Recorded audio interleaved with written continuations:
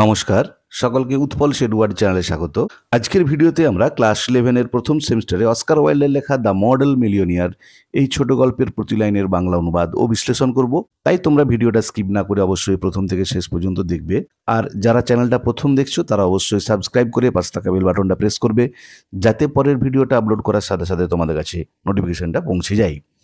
দেখো, তোমরা অস্কার ওয়াইল্ডের লেখা গল্প আগে পড়েছো ইতিমধ্যেই, মনে আসে কিনা জানি না। ক্লাস 8-এ তোমরা দ্য হ্যাপি প্রিন্স বলে একটা গল্প পড়েছিলে, যেটা ড্রামাটাইজেশন নাট্য রূপ করা ছিল, সেটাও ছিল অস্কার ওয়াইল্ডের লেখা। অস্কার ওয়াইল্ড একজন বিখ্যাত আইরিশ মানে আয়ারল্যান্ডের প্লেরাইট, নাট্যকার, পোয়েট, কবি, নোভেলিস্ট, ঔপন্যাসিক এবং বিখ্যাত একজন শর্ট স্টোরি রাইটার, ছোট গল্পের লেখক। তিনি জন্মগ্রহণ করেছিলেন 1854 সালে এবং পরলোক গমন করেন 1900 খ্রিস্টাব্দে। তার লেখা দ্য মডেল মিলিয়নিয়ার, যেটা আমাদের পাঠ্য, এটা প্রথম প্রকাশিত হয়েছিল 1887 খ্রিস্টাব্দে দ্য ওয়ার্ল্ড ম্যাগাজিনে। খুব ভালো করে মনে রাখতে হবে, দ্য ওয়ার্ল্ড ম্যাগাজিনে প্রথম প্রকাশিত হয়েছিল দ্য মডেল মিলিয়নিয়ার এই গল্পটা। দেখো, দ্য মডেল মিলিয়নিয়ার এই গল্পে 5টা চরিত্র আছে। হিউই আর্স্কাইন একজন খুবই সুন্দর দেখতে পুরুষ, কিন্তু সুন্দর দেখতে হলেও তার নির্দিষ্ট কোনো ইনকাম ছিল না, সে ছিল আনএমপ্লয়েড, বেকার। অ্যালান ট্রেভর, যে ছিল হিউ আর্স্কাইনের একজন বন্ধু, চিত্রশিল্পী। ব্যারন হাসবার্গ, যিনি হচ্ছেন এই মডেল মিলিয়নিয়ার, একজন ধনী ব্যক্তি। আর লরা মার্টন হচ্ছে হিউ আর্স্কাইনের প্রেমিকা। আর কলোনেল মার্টন হচ্ছেন লরা মার্টনের বাবা। এই 5টা চরিত্রকে নিয়ে আমাদের এই ছোট গল্পটা, খুবই সুন্দর ছোট গল্প। আমি তোমাদের পুরো গল্পের বিষয়বস্তুটা বলছি না, জাস্ট এক লাইনে বিষয়বস্তুটা বলে দিচ্ছি। এখানে স্টোরি রাইটার অস্কার ওয়াইল্ড দেখিয়েছেন যে প্রকৃত সম্পদ রয়েছে মানুষের দয়া, মায়া, সিম্প্যাথি, করুণার উপরে, পার্থিব ধন সম্পত্তির উপরে নয়। যে প্রকৃত সম্পদ হলো মানব যে সিম্প্যাথি, মানুষের যে করুণা, মানুষের যে কাইন্ডনেস, সেটাই হচ্ছে প্রকৃত সম্পদ। কোনো টাকা পয়সা, ধন দৌলত প্রকৃত সম্পদ নয়। সেটাই এখানেতে তিনি তুলে ধরেছেন। দেখো, আমরা এবারে মূল গল্পে প্রবেশ করছি। আনলেস ওয়ান ইজ ওয়েলদি, যদি না একজন সম্পদশালী হয়, ধনী না হয়, টাকা পয়সা যদি একজনের না থাকে, there is no use in being a charming fellow, কোনো মূল্যই থাকে না সুন্দর দেখতে হওয়ার। সে দেখতে যতই সুন্দর হোক না কেন, তার যদি টাকা পয়সা বা ধন সম্পদ না থাকে, তার কোনো মূল্য থাকে না। Romance is the privilege of the rich, আর এই প্রেম ভালোবাসা, এটা তো ধনীদের সৌভাগ্য, ধনীদের একটা বিলাসিতা। যে যারা ধনী, লেখক মনে করেন এসব প্রেম ভালোবাসা তাদেরকেই মানায়, not the profession of the unemployed. আরে বেকারদের এসব কোনো কাজ নয়, যে বেকারদের এসব প্রেম ভালোবাসায় জড়ানো উচিত নয়। এটা হচ্ছে ধনীদের খেয়াল, ধনীদের শখ, ধনীদের সৌভাগ্য। The poor should be practical and prosaic, যারা দরিদ্র তাদের উচিত হচ্ছে বাস্তববাদী হওয়া, অ্যান্ড প্রোজাইক, সাদামাটা হওয়া। দেখো, আমি প্রথমেই বলেছি হিউ আর্স্কাইন যে খুবই সুন্দর দেখতে একজন যুবক, কিন্তু পেশার দিক থেকে সে কিছুই করে না, মানে উইথাউট নো প্রফেশন, কোনো কাজই সে করে না। দেখো, তারপর কি বলছি, it is better to have a permanent income, এটা বেশি ভালো একটা স্থায়ী ইনকাম থাকাটা, দ্যান টু বি ফ্যাসিনেটিং, সুন্দর দেখতে হওয়ার থেকেও। যে সুন্দর দেখতে হওয়ার থেকেও স্থায়ী ইনকাম থাকাটা বেশি জরুরি। These are the great truths of modern life, এইগুলো হচ্ছে সব থেকে বড় সত্য আধুনিক জীবনের। যে তোমাকে এনিহাউ সততার সঙ্গে, অনেস্টির সঙ্গে টাকা ইনকাম করতে হবে, নট কিন্তু ইন ডিসঅনেস্ট ওয়ে, অসৎভাবে নয়। হুইচ হিউই আর্স্কাইন নেভার রিয়েলাইজড, যেটা হিউই আর্স্কাইন কোনোদিনও উপলব্ধি করেনি, যে তাকে টাকা ইনকাম করতেই হবে, সে দেখতে যতই সুন্দর হোক, এটা তার কোনোদিনও মাথায় আসেনি। পুয়ার হিউই, বেচারা Hughie, intellectually we must admit, বুদ্ধিগতভাবে আমরা অবশ্যই স্বীকার করব, he was not of much importance, তার কোনো গুরুত্ব নেই। যে সেরকম সে বুদ্ধিমান ছেলে নয়, সেরকম বুদ্ধির কোনো ছাপ বা প্রভাব কোথাও ফেলতে পারেনি। He never said a brilliant, সে কোনোদিনও বুদ্ধিদীপ্ত কোনো কিছু বলেওনি। Or even an ill nature thing in his life, অথবা জীবনে খারাপ কিছুও সে করেনি। তাহলে সে ভালো কিছুও করেনি, বুদ্ধিদীপ্তও কিছু করেনি, আবার একই সাথে খারাপ কিছুও সে জীবনে করেনি। But then he was wonderfully good looking, কিন্তু তবুও সে দেখতে ছিল বিস্ময়করভাবে খুবই সুন্দর দেখতে। দেখো, ওয়ান্ডারফুলি গুড লুকিং, দেখতে গুড লুকিং, সেটা কিরকম, ওয়ান্ডারফুল, চমৎকারভাবে। With his crisp brown hair, crisp মানে হচ্ছে সিল্কি, তার সিল্কি বাদামি চুল। হিজ ক্লিয়ার কাট প্রোফাইল, তার পরিষ্কার সুন্দর মুখমণ্ডল। অ্যান্ড হিজ গ্রে আইজ, ধূসর রঙের চোখ। He was as popular with men, সে পুরুষদের কাছে ততটাই জনপ্রিয় ছিল, as he was with women, মহিলাদের কাছে যতটা জনপ্রিয় ছিল, যে তার মানে নারী পুরুষ নির্বিশেষে সবার কাছে সে খুবই জনপ্রিয় ছিল। And he had every accomplishment মানে কোনো কিছু অর্জন করা সাকসেসফুলি, সাফল্যের সাথে, সাকসেসফুলি অ্যাচিভড সামথিং, যে সে সব কিছুই জীবনে অর্জন করেছিল, সব কিছুতেই সে সাফল্য পেয়েছিল, এক্সেপ্ট দ্যাট অফ মেকিং মানি, শুধুমাত্র টাকা ইনকাম ছাড়া, যে টাকা রোজগারের ক্ষেত্রে সে জীবনে কোনোদিনও সাফল্য পায়নি। হিজ ফাদার হ্যাড বিকোয়েথড হিম, দেখো বিকোয়েথ মানে মৃত্যুশয্যায় কোনো কিছু দিয়ে যাওয়া, কোনো সম্পত্তি দিয়ে যাওয়া। তার বাবা তাকে মৃত্যুশয্যায় কি দিয়ে গিয়েছিল ভালো করে মনে রাখবে? হিজ ক্যাভালরি সোড, তার অশ্বারোহী সেনাদের যে তরবারি, ক্যাভালরি মানে হচ্ছে যারা ঘোড়ায় চেপে যুদ্ধ করতো, সেই সৈন্যগুলোকে বলা হয় ক্যাভালরি, তারা যে সোড ব্যবহার করতো, তরবারি সেটা। অ্যান্ড এবং a history of the peninsular war, আর পেনিনসুলার যুদ্ধের একটা ইতিহাস, ইন 15 ভলিউমস, যাতে 15টা খণ্ড আছে। তাহলে এই দুটো সম্পদ তাকে তার বাবা মৃত্যুশয্যায় দিয়ে গিয়েছিল। কিন্তু পার্থিব দিক থেকে এগুলোর তো কোনো ভ্যালু নেই, ওখান থেকে তো কোনো টাকা পয়সা ইনকাম আসবে না। Hughie hung the first over his looking glass, Hughie প্রথমটাকে ঝুলিয়ে রেখেছিল তার আয়নার উপরে। প্রথম বলতে কোনটা? ক্যাভালরি সোডটা। লুকিং গ্লাস মানে আয়না, মিরার, যে মিরারের উপরে ঝুলিয়ে রেখেছিল। পুট দ্য সেকেন্ড, আর দ্বিতীয়টাকে রেখেছিল অন এ সেলফ, একটা তাকেতে। দ্বিতীয় বলতে কোনটা? ওই পেনিনসুলার ওয়ারের যে ইতিহাস বইটা, between Ruff's Guide and Bailey's magazine, Ruff's Guide এবং বেইলিস ম্যাগাজিনের মাঝে সে পেনিনসুলার ওয়ারের যে ইতিহাস বই সেটাকে ঢুকিয়ে রেখেছিল। রাফস গাইডটা কি? দেখো, রাফস গাইডটা হচ্ছে একটা বাৎসরিক পত্রিকা, প্রকাশিত হয় হর্স রেসিং নিয়ে, ঘোড়া দৌড়ের ব্যাপারে। আর বেইলিস ম্যাগাজিনটা হচ্ছে একটা ল জার্নাল, যেখানে আইনসম্মত বা আইন নিয়ে নানান আলোচনা থাকে, সেরকম একটা ম্যাগাজিন। তাহলে ওই দুটোর মাঝেতে সে তার বাবার দেওয়া ওই পেনিনসুলার ওয়ার এর ইতিহাস বইটাকে ঢুকিয়ে রেখেছিল। তাহলে ওই দুটো ম্যাগাজিনের মধ্যে রাখা রয়েছে তার বাবার দেওয়া পেনিনসুলার ওয়ার নিয়ে যে ইতিহাস বইটা, সেটাকে ওখানে রাখা রয়েছে। অ্যান্ড হি লিভড অন, খুব ভালো করে মনে রাখবে, আর সে বেঁচে আছে। সে বলতে কে? হিউই। মানে হিউইর জীবন চলছে কিসে? 200 a year that an old aunt allowed him, 200 টাকাতে। এখানে ওদের তো টাকা নয়, ওদের পাউন্ড, যে 200 পাউন্ডের বিনিময়ে যেটা তার এক বৃদ্ধ আন্ট তাকে প্রতি বছর দেয়, যে প্রতি বছর তাকে 200 পাউন্ড করে দেয়, সেই 200 পাউন্ড নিয়ে তার জীবন চলছে, তার সংসার চলছে, বা সে খেতে পড়তে পারছে। দিয়ে লেখক কি বলছে দেখো, যে সে টাকা রোজগারের চেষ্টা করেনি সেটা কিন্তু নয়। হি হ্যাড ট্রাইড এভরিথিং, সে সমস্ত কিছু চেষ্টা করেছিল। He had gone on the stock exchange for 6 months, খুব ভালো করে মনে রাখবে, সে শেয়ার বাজারে কাজ করেছিল 6 মাস। But what was a butterfly to do among bulls and bears, কিন্তু একটা প্রজাপতি কী বা করবে ওই বড় বড় ষাঁড় বা ভল্লুকদের মাঝে? তার মানে এখানেতে প্রজাপতির সঙ্গে তুলনা করা হয়েছে হিউ এরস্কাইনকে। আর বুলস অ্যান্ড বিয়ার্স বলতে বোঝানো হয়েছে স্টক এক্সচেঞ্জে যেসব বড় বড় লগ্নিকারীরা থাকে তাদের, যে তাদের মাঝে, যে স্টক এক্সচেঞ্জে যারা অপারেশনগুলো চালায়, কাজগুলো করে, তাদের মাঝে আর্সকাইন হচ্ছে একটা বাটারফ্লাইয়ের মতো, তার কিছুই করার থাকে না। He had been a tea merchant for a little longer, অল্প কিছুদিনের জন্য সে চা ব্যবসাও করেছিল। But had soon tired of pekoe and souchong, কিন্তু খুব শীঘ্রই সে পিকোই এবং শৌচাং ব্যবসা করতে করতে ক্লান্ত হয়ে উঠেছিল। পিকোইটা কি? পিকোই হচ্ছে একটা উন্নত মানের ব্ল্যাক টি, আর শৌচাংটা হচ্ছে একটা টেন্ডার লিভস মানে কাঁচা পাতার চা। যে দুটো ব্যবসা করতে করতে সে শীঘ্রই ক্লান্ত হয়ে যায়। Then he had tried selling the dry sherry, তারপরে সে চেষ্টা করেছিল ড্রাই সেরি বিক্রি করার। তার মানে দেখো, সে নানা রকম চেষ্টা চালিয়ে গেছে। ড্রাই সেরি মানে শুষ্ক আঙুর টাইপের একটা জিনিস, যেটা থেকে ওয়াইন তৈরি হয়। দ্যাট ডিড নট অ্যান্সার, সেটাতেও কিন্তু খুব একটা তার ভালো চলেনি, মানে ওই ব্যবসাটাও তার ভালো চলেনি। দ্য সেরি ওয়াজ এ লিটিল টু ড্রাই, কারণ ওই আঙুরগুলো একটু বেশিই শুষ্ক ছিল। আলটিমেটলি হি বিকেম নাথিং, শেষ পর্যন্ত সে কিছুই করতে পারেনি।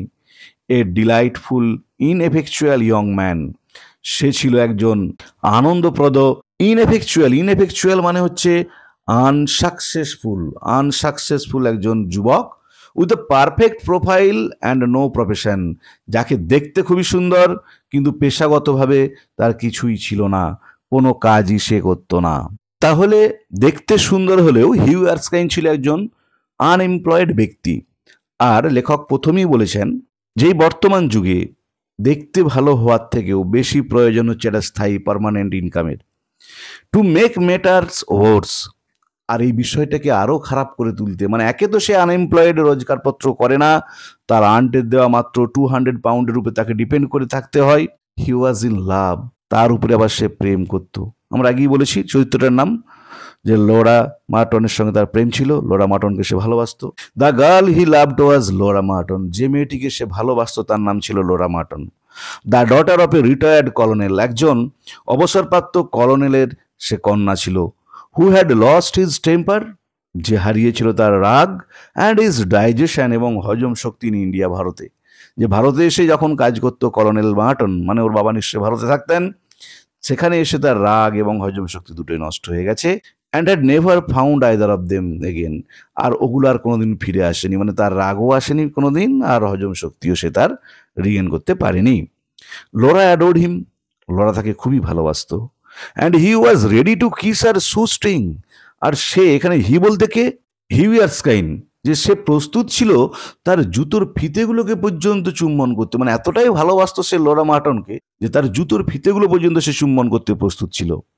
দে were the handsomest couple in London, তারা ছিল লন্ডনের মধ্যে সব থেকে সুন্দর দেখতে প্রেমিক প্রেমিকা। চিন্তা করো, আমরা আগেই জেনেছি যে হিউ এরস্কাইন ছিল খুবই সুন্দর, সে নারী পুরুষ সবার কাছে খুবই জনপ্রিয় ছিল, আর লরাও দেখতে খুবই সুন্দর ছিল, তাই তাকে বলা হয়েছে they were the handsomest couple in London and had not a penny piece between them, কিন্তু তাদের মধ্যে টাকা পয়সার কোনো ব্যাপার ছিল না। The colonel was very fond of Hughie, colonel মানে লরার বাবা, সেও কিন্তু খুবই পছন্দ করতে হিউইকে, but would not hear of any engagement, কিন্তু বিয়ের প্রস্তাবের ব্যাপারে কোনো কথা সে বলতো না। কাম টু মি মাই বয়, আমার কাছে এসো বাছা। When you have got 10,000 pounds of your own, যখন তোমার নিজের 10,000 পাউন্ড থাকবে, যে আগে 10,000 পাউন্ড রোজগার করো, টাকাটা জমা করো, তারপরে আমার কাছে এসো, and will see about it, তখন আমরা এই ব্যাপারে দেখবো। মানে কিসের ব্যাপারে? বিয়ের প্রস্তাবের ব্যাপারে। হি ইউজ টু সে, তিনি বলতেন, যে কলোনেল মার্টন তিনি এটা বলতেন। And Hughie looked very glum, আর হিউইকে খুবই বিষণ্ণ লাগতো, কারণ সে তো জানে তার পক্ষে 10,000 পাউন্ড রোজগার করে সঞ্চয় করাটা সম্ভব নয়। অন দোজ ডেজ, সেই দিনগুলোতে, and had to go to Laura for consolation, আর লোরার কাছে যেত সান্ত্বনা পাওয়ার জন্য, সমবেদনা পাওয়ার জন্য।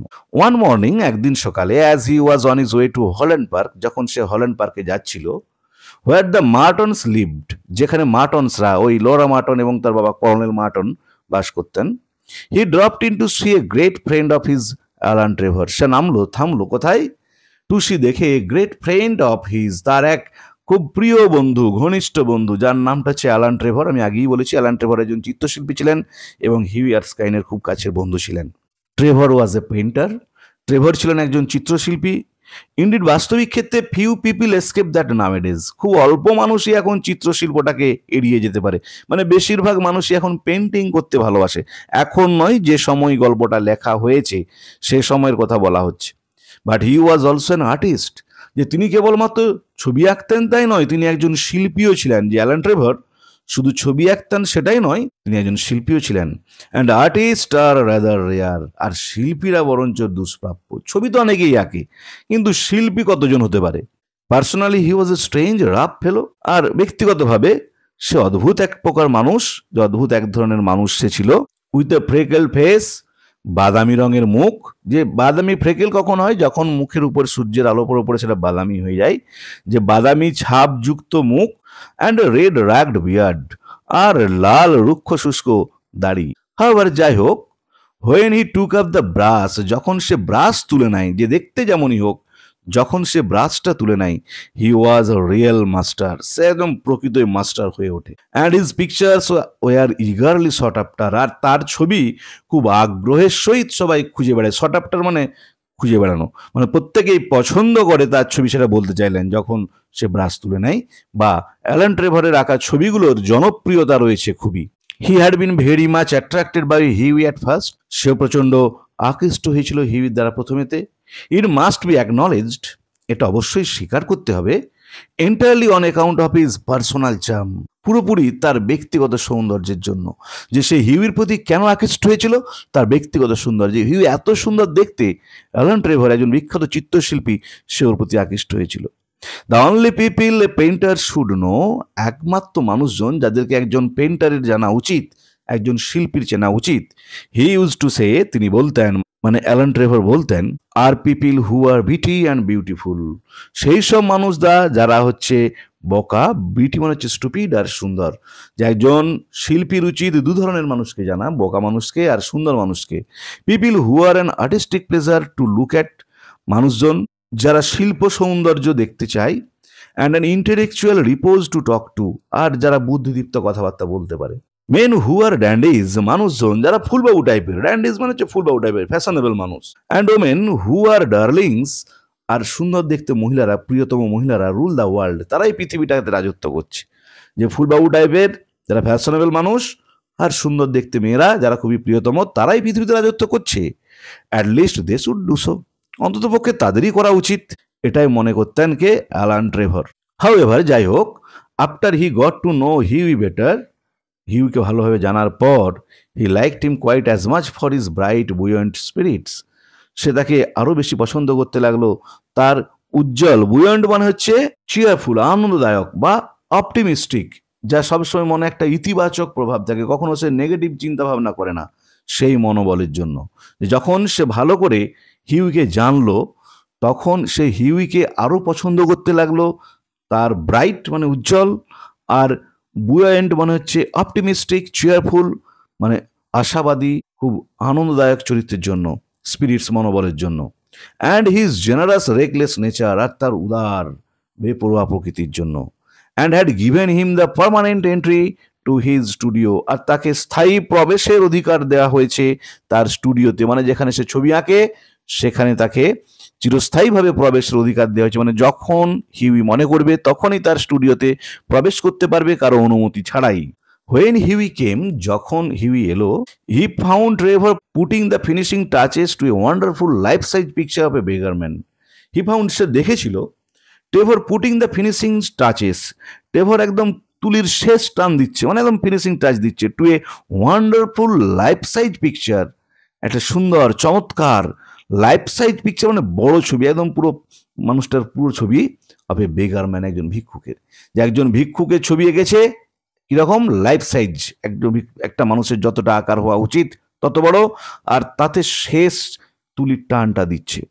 The beggar himself was standing on a raised platform, আর ভিক্ষুকটা একটা উঁচু জায়গাতে দাঁড়িয়েছিল, in a corner of the studio, স্টুডিওর একটা কোণে, আর তাকে দেখে দেখেই অ্যালান ট্রেভর ছবিটা আঁকছিল। হি ওয়াজ এ উইজেন্ড ওল্ড ওম্যান, সে ছিল উইজেন্ড মানে হচ্ছে শিভার্ড মানে ঝুঁকে পড়া, নুয়ে পড়া, আনত বৃদ্ধ ব্যক্তি, উইথ এ ফেস লাইক রিঙ্কেলড প্যাচমেন্ট, আর মুখে বলি রেখার দাগ, মুখ কুঁচকে গেছে, অ্যান্ড এ মোস্ট পিটিয়াস এক্সপ্রেশন, আর মুখেতে একটা খুবই করুণ অভিব্যক্তি, দুঃখের, একজন ভিক্ষুক যেমন হয়, যে সে ঝুঁকে পড়েছে, আনত নুয়ে পড়েছে, যেন কম্পমান ব্যক্তি, আর মুখেতে কপালেতে বলি রেখার দাগ, আর মুখ থেকে একটা করুণ অভিব্যক্তি প্রকাশিত হচ্ছে। ওভার হিজ সোলজার্স ওয়াজ ফ্লাং এ কোয়ার্স ব্রাউন ক্লোয়াক, আর তার কাঁধের উপরে জড়ানো ছিল একটা খসখসে বাদামি রঙের চাদর, অল টিয়ার্স অ্যান্ড টেটার্স, পুরোপুরি ছেঁড়াছিঁড়ি জীর্ণ একটা চাদর। His thick boots were patched and cobbled, তার মোটা মোটা জুতোগুলো মানে ওই ভিক্ষুকটার প্যাচড অ্যান্ড কবেল্ড, তাপ্তি দেওয়া আছে, সেলাই করা আছে, একজন ভিক্ষুকের যেমনটা হওয়া উচিত সেরকম। And with one hand he leaned on a rough stick, আর একটা হাত দিয়ে সে ঝুঁকে রয়েছে একটা লাঠিতে ধরে, যে এক হাতে একটা লাঠি ধরে সে ঝুঁকে রয়েছে। while the other he held out his battered hat for his arm, while the other যেখানে অন্য হাতটা he held out সে বাড়িয়ে রেখেছে his battered hat তার ওই জীর্ণ টুপিটাকে for arms ভিক্ষার জন্য, আর্ম মানে ভিক্ষা, তার একটা হাত দিয়ে সে একটা লাঠিকে ধরে ঝুঁকে রয়েছে, আর একটা হাত তার ছেঁড়া টুপিটা ধরে বাড়িয়ে রেখেছে ভিক্ষার জন্য। দেখো ভিডিওটা লেন্দি হওয়ার জন্য আমরা আজকে ফর আর্মস পর্যন্ত প্রতি লাইনের বাংলা অনুবাদ বিশ্লেষণ করলাম, পরের ভিডিওতে আমরা বাকি অংশটুকুর প্রতি লাইনের বাংলা অনুবাদ করব। তাই অবশ্যই তোমরা চ্যানেলটা ফলো করতে থাকবে, আর যারা নতুন দেখছো অবশ্যই সাবস্ক্রাইব করে পাশে থাকা বেল বাটনটা প্রেস করবে, যাতে পরের ভিডিওটা আপলোড করার সাথে সাথে তোমাদের কাছে নোটিফিকেশনটা পৌঁছে যায়। আমি অলরেডি ক্লাস 11-এর ফার্স্ট সেমিস্টারের প্রত্যেকটা পিসের প্রোজ পোয়েট্রি বা র্যাপিড রিডারের যে স্টোরিগুলো আছে বাংলা অনুবাদ ও বিশ্লেষণ করে ভিডিও আপলোড করেছি, যারা সেগুলো দেখোনি তাদের জন্য আমি ডেসক্রিপশন বক্সে লিঙ্কগুলো দিয়ে দিয়েছি, তোমরা অবশ্যই দেখে নিও। আর ভিডিওটা ভালো লাগলে অবশ্যই লাইক করবে, বন্ধুদের মধ্যে শেয়ার করবে, কমেন্ট করে জানিও। ভালো থেকো সবাই, ধন্যবাদ।